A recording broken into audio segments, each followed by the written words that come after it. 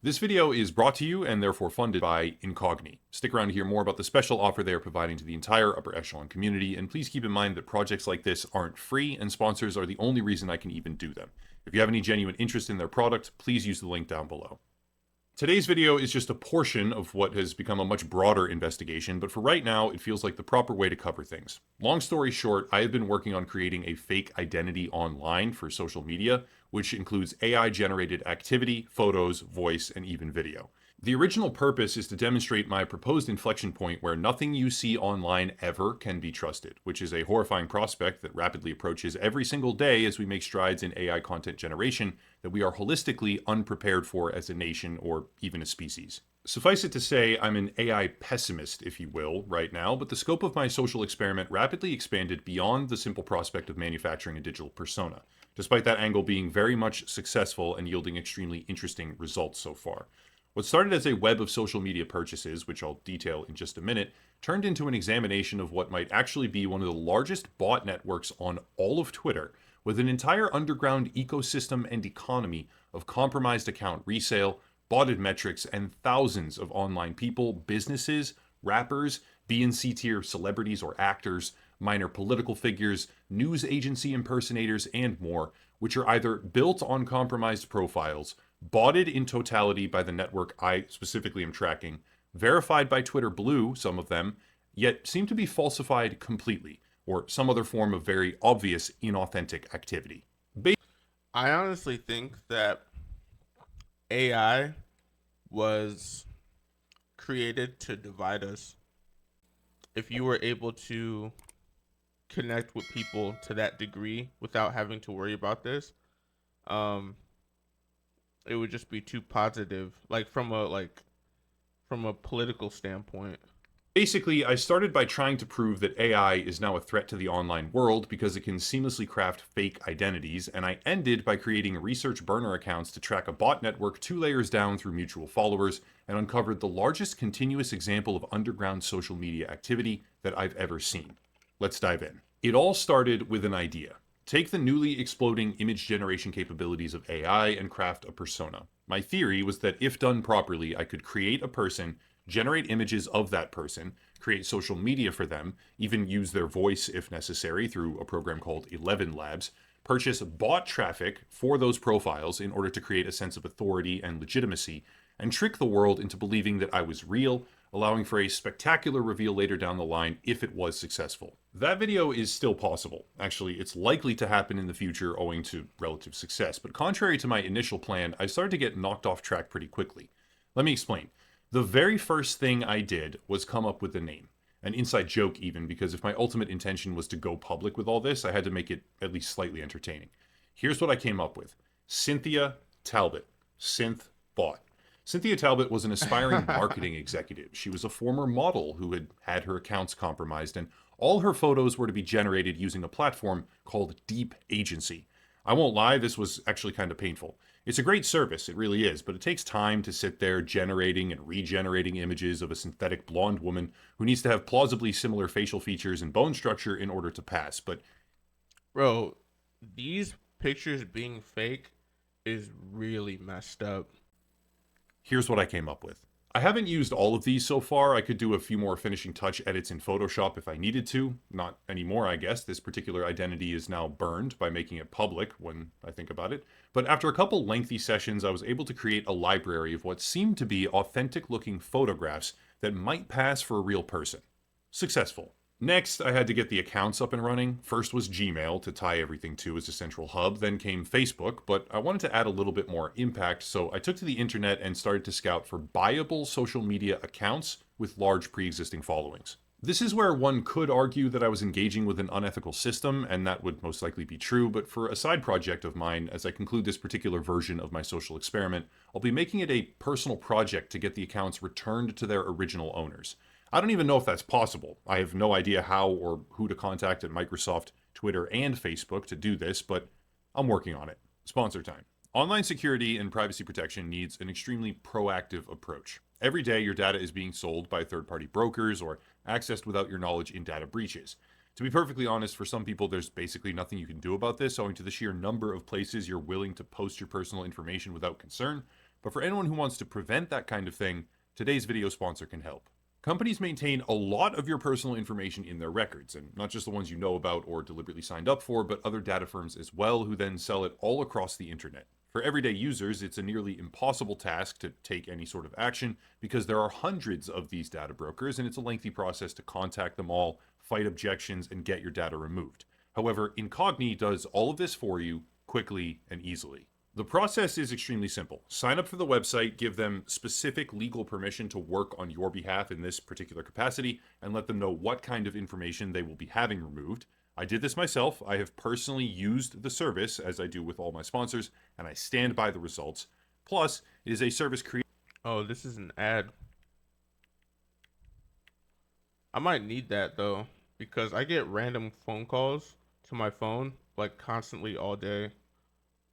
Anyway, back on task. As I browsed, I started to find that there was absolutely no shortage of offers. In fact, there were dozens of sites, thousands of sellers, probably millions of accounts, and I could basically pick and choose what I wanted, and theoretically, I could choose how it was crafted.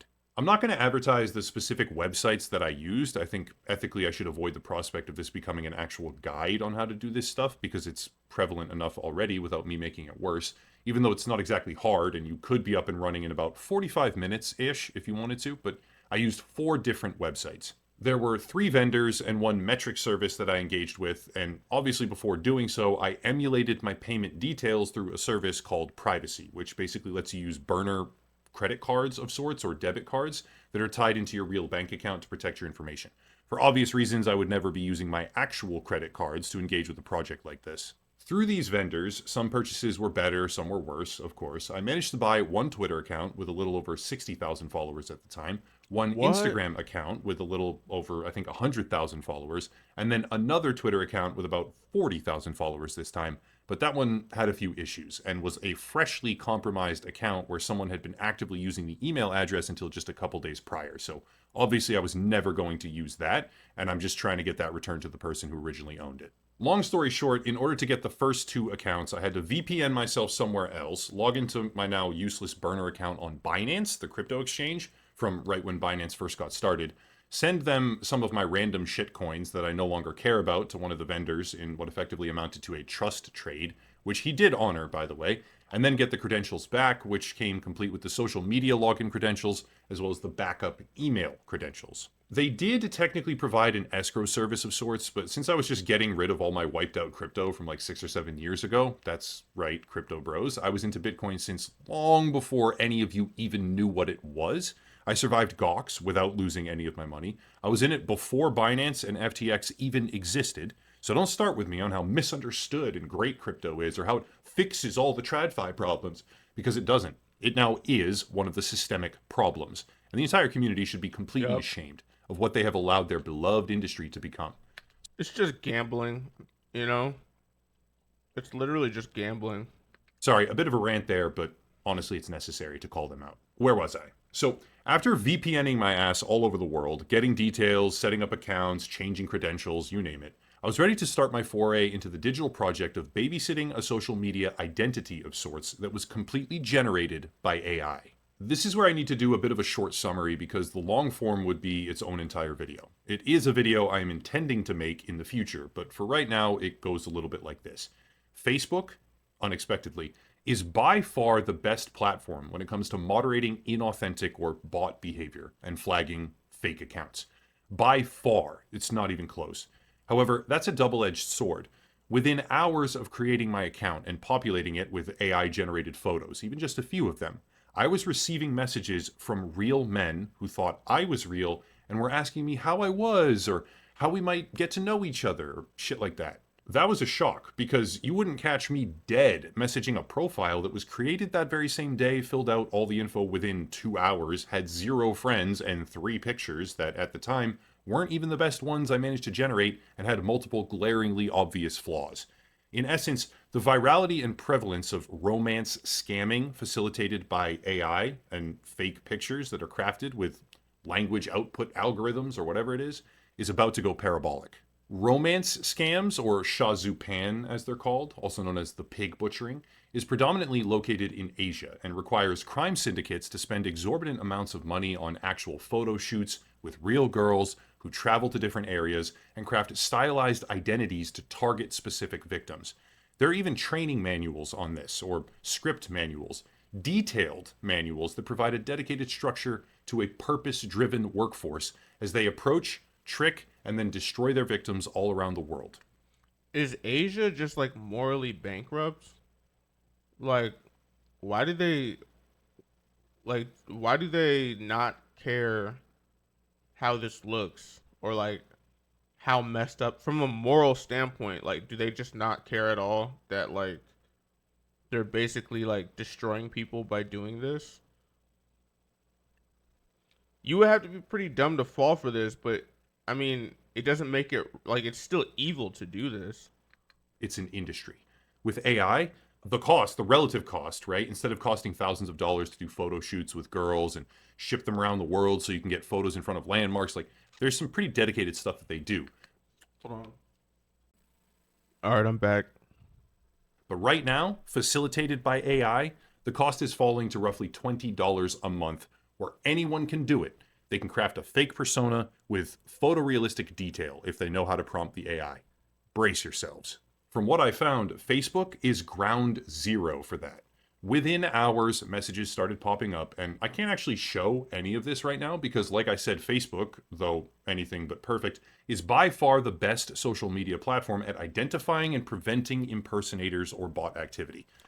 My question is this: the people who created AI need to be like, it's not even a question. The people who invented AI are the ones who need to be investigated, because what was the actual use case?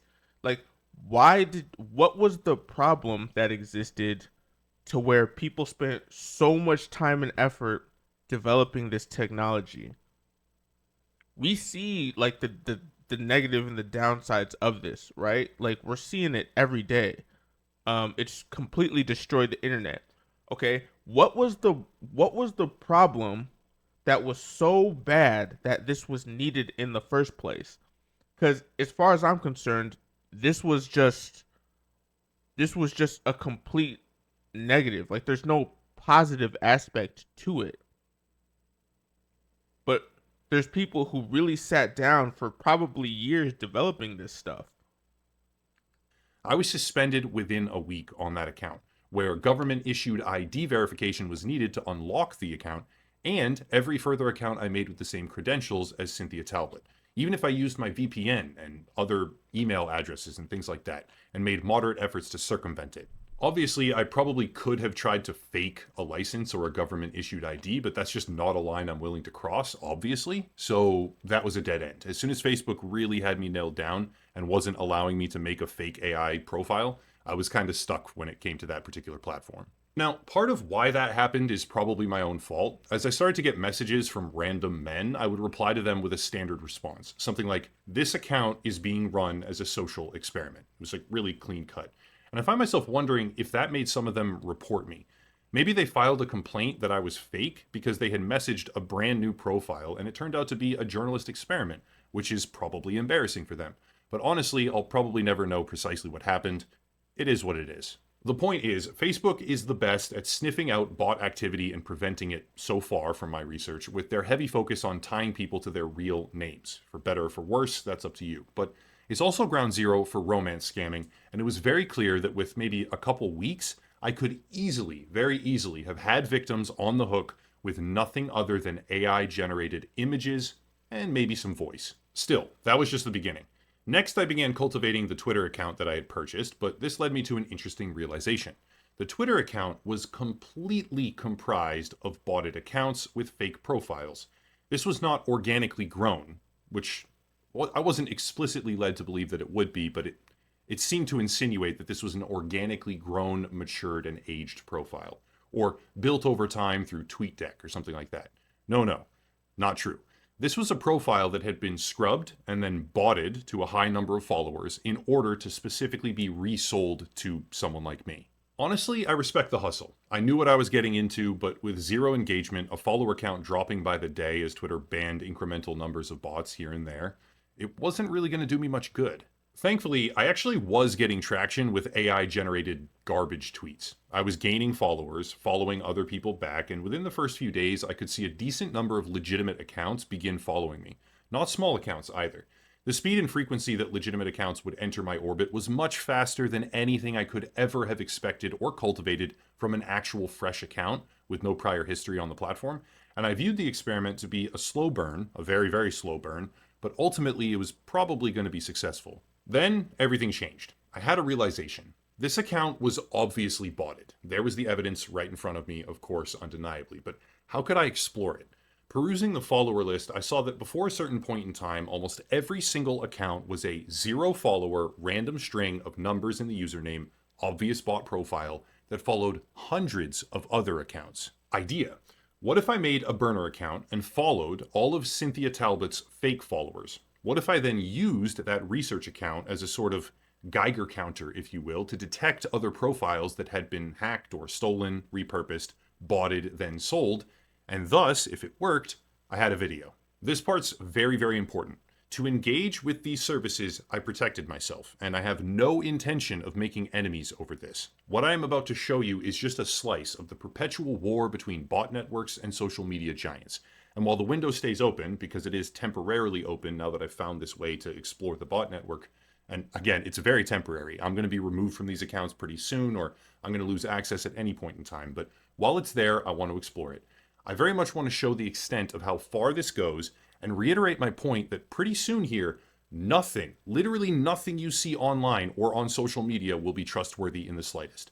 Not the information, and especially not the people. To properly delve into it, I needed some kind of formula. The simplest thing I came up with was create the burner, follow Cynthia Talbot's followers, and then check how far the botnet goes by exploring the list of other accounts that they follow. Now, ideally, I would do this with all 60-ish thousand of her fake followers to get the best results and the most cross-references and hits, but I started running into a bit of a problem. I would get locked out for hours at a time if I followed too many accounts too fast on Twitter, eventually getting my entire research account locked completely after reaching something like 660 followed accounts with zero of my own followers. My rudimentary system wasn't going to work at scale, and I wasn't going to spend months on end just checking in and following 5 or 10 accounts every couple hours. But honestly, it didn't matter. 600 accounts was a perfectly fine base level test to use for the video as long as I was smart with my other identifying factors.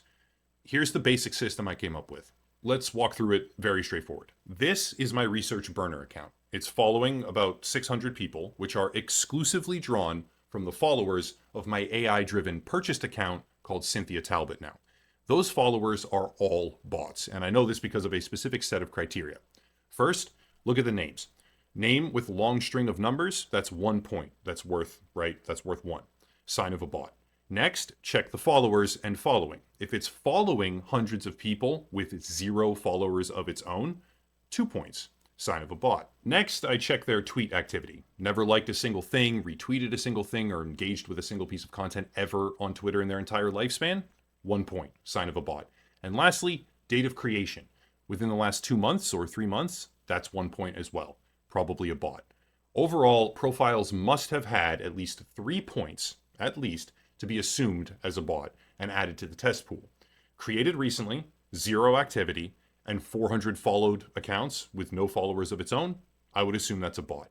Name with a massive string of numbers, 0 activity, created last week, I'm assuming that's a bot. You get the idea.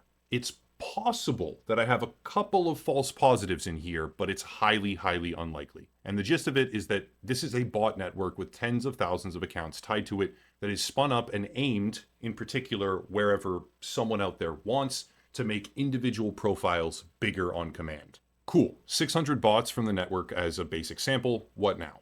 Now we take any of these bots and look at the other accounts that it has been told to follow. And this is our target pool of sorts. Unlike the bots themselves, this is a list of people that have verifiably interacted with the bot network or been targeted by it and now have high followers. Example, right here, Hunter Gaylor. Now, to be clear, every single person on this list has interacted with this bot network in one way or another at some point in time. It's just a matter of finding out in what capacity. For Hunter, he has 80,000 followers, over 40 hits on the bot sample, and a creation date of June 2016. Here's how you evaluate the profile, or here at least is my methodology for evaluating all the different profiles that I chose. First, check the earliest available tweets. For Hunter, that's July of 2021. That's a 5-year gap in his activity. What? Very bad first sign. Next, you check his relative activity. Hunter has 80,000 followers, but gets 1 or 2 interactions on all of his legitimate tweets. I've been seeing that a lot. Like not just on Twitter, but on YouTube also. Like I'll see an account, I'll see a video, it'll have like 250,000 views and it'll have one comment. Like I could never understand that. Bad sign. And lastly, plugging him into Social Blade, a social tracker of sorts, we can see that Hunter has crazy activity patterns that make absolutely no sense. Bottom line, I can't say for certain if this is a stolen account that was botted and resold. I can't say whether Hunter is real and chose to bot his own account or if someone did it to him, but I can say with absolute certainty that this Wall Street advisor, content host, professional looking guy right here, his social media is 100% fake. That's Wow. one example. There are hundreds of individual examples per account spread across tens of thousands of separate profiles in every single sector of Twitter's community. And you know what's sad about that is people will see this number, this 81.9 thousand. They'll see that number and they'll be like, "Oh, I'll follow this guy," and then he'll get real followers because of this. Whereas if he had like 200, 100 followers and there were real people, like people wouldn't follow him because they'd be like, "Oh, no one's following him." Health and fitness, media, crypto, especially crypto, traditional finance, relationships, sports, fashion, and more. Here's the next guy down, just right underneath whatever his name was, Hunter. Drez.eth. Twitter Blue, verified, 67,000 followers, 0 activity. It's highly likely that this account was Wow. compromised, stripped, botted, and is now just sitting there awaiting sale to whatever person wants a fresh out of the box crypto scamming profile that is pre-built to seem authoritative on Twitter. Checking Social Blade, he hasn't even been indexed yet because the credentials probably just got changed recently. For reference, this is what a normal Social Blade profile should look like. This is my now suspended account because I quoted Game of Thrones and said all men must die as a specific commentary on how hilariously botched Twitter's moderation was at the time, and it's a far cry from anything you will find on the follower list of my research account. This was organically grown. This is my account, again, that I organically grew, I know for a fact, over years, and is very, very easy to identify when you have a real account that someone was personally using for, let's say, 7 years and grew it to like 18, 20,000 followers versus an account that got botted. I mean, it's night and day, very distinctly different. Just one problem though. This is where I get bogged down. Collectively, there are thousands of accounts that have been hacked, wiped, botted, and resold to whoever owns them now, where those accounts are pretending to be media outlets, CEOs, analysts, traders, gurus, and more. I could sit here and give examples all day, for hours and hours straight, probably for weeks, but I'll contain it to a few of the more interesting ones. Here's some sort of imposter media company that just sprang up targeting Indonesia. 8-month gap in their history, engaged with the bot network verifiably, impossibly low metrics, freshly wiped on Social Blade. Most likely, hacked, wiped, botted, and purchased to launch a fake company. I could be wrong, but every single conceivable sign points to that being the case. Here's one. Caesar on the Moon, Web3 advocate to the Chinese people, whatever that means, chief technical officer somewhere, Asia head game starter or something, community Polkadot ambassador, and technical advisor. Joined in December of 2015, but history only starts in 2022. 28 hits on our tiny little bot network sample, and freshly wiped credentials so that Social Blade has not indexed it. Most likely, hacked profile, wiped, botted, sold to someone, and here we are with yet another crypto professional who appeared out of nowhere. Here's another one. Tom, an options and futures trader who supposedly joined Twitter Yo, Twitter is so cooked. Twitter is done. in 2011. Multiple hits on the bot sample, 10,000 followers, and supposedly a Twitter veteran from that far back. You know what's sad about this is that I noticed that the world got more like hostile and divided in the past 10 years. Um, I graduated school in 2011, and when I graduated, my graduating class of high school was like it was like people were just so much nicer. Like just from like a like person to person basis. Um, there was less racism. You know what I mean? Less misogyny. Less like homophobia. Like acceptance of LGBTQ or whatever. You know, there was like there was just way less hostility, and I feel like this is the reason why, because these botted accounts like are created by like Russians and Chinese who like want to like actually destroy America. In reality, the account has no tweet history on it before February of this year, with an absolute torrential downpour of tweets on March 13th in particular. This is most likely to bury the lack of feed content as far as possible so no one actually scrolls back long enough to see it. And if we check Social Blade, it's wiped again because the credentials have been changed. Great, another fake financial guy pretending to be real, and definitely some people out there are buying a lot of these fake accounts. Not buying as in purchasing, buying as in following them and thinking that they're real people who are Yep. giving actual valuable advice. These are imposters. These are not real people. How about this? Cleopatra Fitzgerald, supposedly a political figure and mayoral candidate, 89 hits on the bot sample. That's pretty high. Supposedly joined in 2011 as well. In actuality, tweet history only goes to 2021, with massive spam on specific days in between, with a Social Blade history only recently indexed, very recently, already losing tens of thousands of followers. Is this the real person? Is it a hacked account? It's definitely a botted account, 100%, with impossible engagement metrics. What is really going on? Here's one that says India's leading English news channel called NewsX. 1 million followers. Joined in 2009. That's an OG. Nope. Impossible metrics, enormous swings in followers to the tune of 400,000 even in a single period, with completely inauthentic patterns.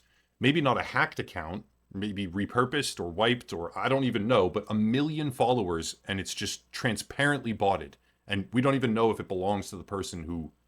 We don't even know if it's a real thing behind this. Another crypto influencer, this time named Ragnar. This guy has hundreds of retweets, probably to bury the fact that his engagement is all sorts of screwed up, and supposedly joined, another one, in 2011. Strange gap in activity, since his first content on the timeline is from July of 2022. A bunch of hits on our botnet sample, which is the lead indicator. And if we check out Social Blade, he's just been systematically losing followers ever since the account got indexed again. Most likely, compromised account, wiped, botted heavily, sold, presto changeo, brand new crypto influencer hits the scene. Better example? This guy, Amir. Twitter Blue verified, over 100 hits on the bot sample, which is a lot. Joined in March of 2022, but there's a 5-month gap between creation date and first tweet activity. Social Blade, freshly wiped, not indexed yet, or sorry, unindexed now because the credentials changed. But this guy has 700,000 followers in less than 1 year with less than 100 interactions per tweet? No. This is basically shooting fish in a barrel. It is blatantly obvious when you look at pretty much any of these accounts that they were hacked, botted, sold, and turned into a social media imposter of sorts. Maybe not all of them. Some of these people merely hired the botting services to give themselves some more followers. But I have collectively found, so far, about 340 accounts collectively holding tens of millions of fake followers, where most of them are clearly repurposed accounts that no longer belong to the original owners. Doctors, analysts, bankers, actors, rappers, executives, you name it, everyone. Fake companies that have fake products that sprang up out of nowhere. God knows what they will do to you when you try to buy something from them. Fake news agencies. I don't really even have the words because seeing it all laid out right in front of you is kind of sickening. A lot of people believe that they are interacting with legitimate people online. They see high metrics and take that as trustworthy and never dig deeper. But the truth is, we have no idea who we are talking to in the online world ever. No idea, none. Of all social media, and I did run experiments on Facebook, Instagram, Twitter, and then I happen to also be kind of an expert on YouTube now over the years. Twitter is by far, hands down, the worst when it comes to bot activity. I I actually knew had it. trouble even getting I knew Facebook it. accounts, fresh ones for sale. But for Twitter, there was a never ending torrent of high follower profiles popping up for sale every single day of the week. What I've discovered here is just a sample of the bot network behind Twitter, a small sample at that. I believe that there's many other sections and that they compartmentalize it so that it doesn't get banned all at once. But rest assured, there's more, even though I've only seen a sample. I found most of these, and there are so many more examples that I obviously just can't include in the video, just from a couple of the profiles attached to my one research burner account that only followed about 1% of the bots that then follow Cynthia Talbot, right? So I've basically tapped into, I don't know, between 1 and 2% of this bot network, and it's already in the tens of millions of followers and views. So take that for what you will. I mean, if that's 1%, we're talking a billion views and a billion botted followers over the course of all these different accounts. I mean, it's pretty staggering stuff. And I'm not even done going through all of it yet. I don't even know how to catalog this much data. I don't think I have the capability. But the bottom line here is that there's almost certainly hundreds of millions of fake views and followers tied to this one particular network that has industrialized the practice of compromising accounts, wiping them, botting them, and then selling them, specifically on Twitter, to people and companies who want to cut corners or scam their audience. Here I was under the impression that Twitter actually wanted to fix the bot problem, which is absolutely fucking hilarious when you think about Elon Musk talking about fixing the bots on Twitter. Good joke, Elon. In the end, I started out on this journey by spending about $800 in attempting to create an AI generated profile that fooled people into thinking it was real. That part worked immediately and easily, but ultimately I discovered an even better topic as I explored the now colossal underground ecosystem of account selling and botted engagement. During the creation of this video, I was able to conduct a couple of different interviews with dedicated sellers who actually purvey these accounts or, have them as part of their offering. Some of them offloading hundreds of accounts per week, many times even earning the bulk of their income from selling fresh accounts with no followers. But keep in mind, I had to spoof my payment details, I had to spoof my phone number, and all of my other information just to safely interact with this industry. I do not advise doing this. It's against the terms of service. I'm totally fine if they ban all of my social media accounts. I don't even want to be involved with social media anymore except for YouTube. Like, I want to take my distance from it. But the benefits absolutely do not justify the risk, okay? This is not something anyone I should was be saying doing. that. It's a thing a lot of people do, but don't go treating this as like a tutorial on how to start up a successful alt identity and get a bunch of work or scam a bunch of people in crypto. This is just an analysis of the corrupt, destructive piece of shit platform that is Twitter. However, In the words of Earl Sweatshirt, sometimes Twitter makes me want to fucking kill myself. keep in mind that there is no guarantee on social media that anything you are looking at is real. That's the underlying premise of all of this. The photos can be AI. We've gone into a world where that's possible now. You can have highly targeted photos that are constructed with AI models that look real. They're photorealistic, and you're going to be tricked by this. People are going to be tricked by this. The metrics can all be bots. The comments can be bot networks that are paired with language models like ChatGPT. Now that GPT-4 is out, oh my gosh. So basically, all of it can be fake. The voices can be fake using something like 11 Labs, which is getting better by the day. And the old school accounts on social media from like 2011 or 2013, etc., that are supposed to convey credibility and authenticity, those are part of a massive underground economy that has commercialized the practice of building fake identities with fake followers and then selling them to people for whatever they want to use them for. Be very, very careful. That's it. If you want to support, please check out the links down below. These videos are now requiring some actual investment to make beyond just time on my part, such as consulting from a few people, advice, editing services that I commissioned, account purchases in this case, etc., etc. So hopefully the results are currently positive and the community is down for me to keep going.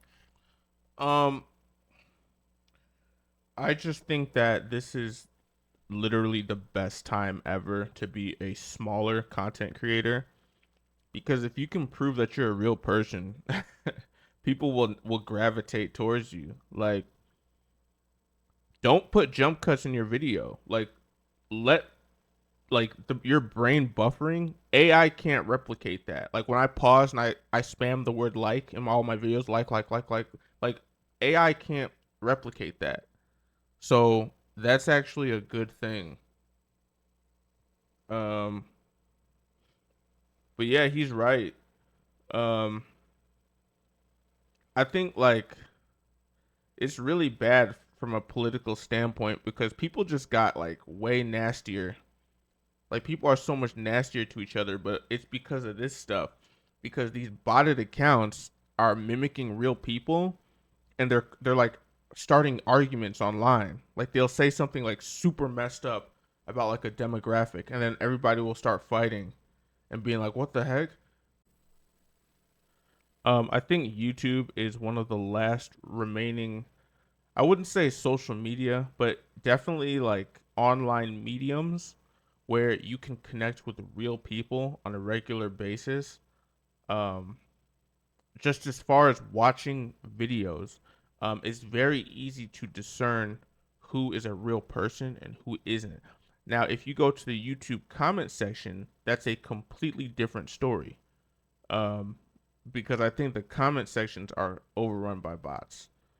But actual YouTube videos, it is very easy to determine who is a real person and who isn't. So I think YouTube is one of the better sites in today's day and age. I think a lot of people are underestimating how bad this actually is because um this could have some serious repercussions as far as like just economic instability. Like you could start a war with off of this. If you can get enough people fighting, you could probably start a war. So, um I definitely see YouTube and Discord becoming much more popular. I think YouTube and Discord together are the best platforms. I didn't think people could be tricked into anti-Semitism in this modern era, but post-COVID has been a very enlightening experience. All right, so that's the end of the video. Thanks for watching. If you like this content, make sure to subscribe and hit the notification bell, and you'll get notified as soon as I upload. Also, leave a comment and let me know what you think about this topic right here. Like the video, and I'll catch you guys in the next one. Peace.